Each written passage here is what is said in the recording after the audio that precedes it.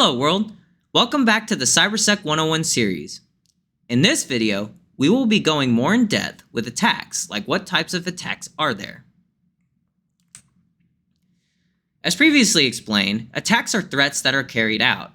There are two types of attacks you should be able to distinguish when you encounter one out in the field. The two types of attacks are passive and active attacks.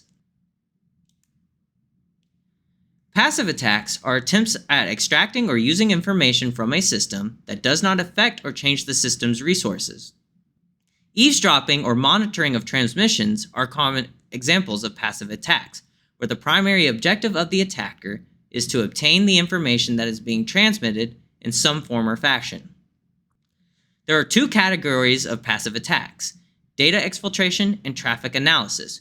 We will be going into different passive attacks that fall under these categories in later videos to better portray the categories' meanings. Let's take, for example, a couple of employees that are looking at some proprietary charts on one of their tablets. Unbeknownst to the employees, there are CCTV cameras set up in the space they're in, which are able to view what is displayed on the tablet screen. A hacker has successfully infiltrated the camera firmware and is capturing all the information that is being shown on the tablet, all the while being undetected by the security system. This is an instance of a passive attack because the attacker isn't modifying anything on the tablet, nor the cameras to gain the information. The information is being passed to the hacker passively. Active attacks are attempts to alter or affect the operation of system resources. It can consist of modifying a data stream or creating a false data stream. There are four categories of active attacks: replay, masquerade, data modification, and denial of service.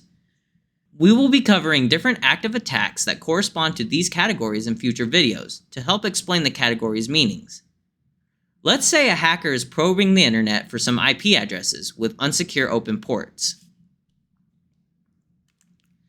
The hacker snags a hit and has breached an unsuspecting victim's laptop while they're browsing the internet. The hacker uploads a keylogger to the device and captures the user's password and credit card information as the target enters them in to make a purchase on Amazon.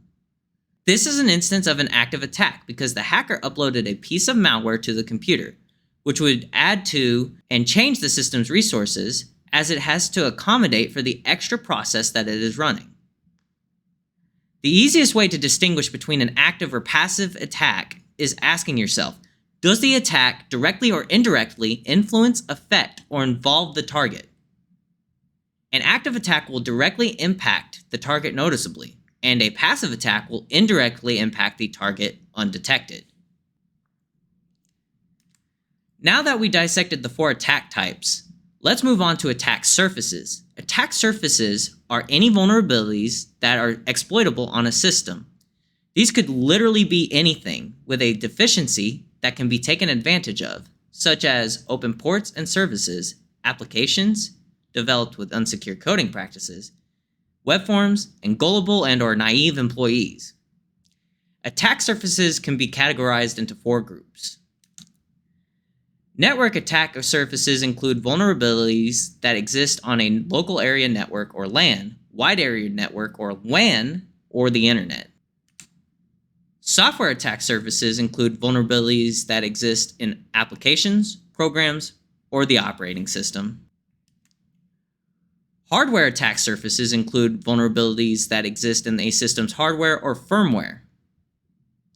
And finally, human attack surfaces include vulnerabilities that exist in a person, such as gullibility, naivety, financial standing, unawareness, or any characteristic or trait of a person that makes them vulnerable to outside influence. And that wraps it up for this video. We hope you will continue to indulge in the content discussed in this series. If you enjoyed the video, secure that like button and hack the subscribe button to attack the YouTube algorithm so that we can bring more content to your feed. Please feel free to give us any feedback, good or bad, we don't discriminate, in the comment section down below, and we hope to see you all again in the next video. Take care.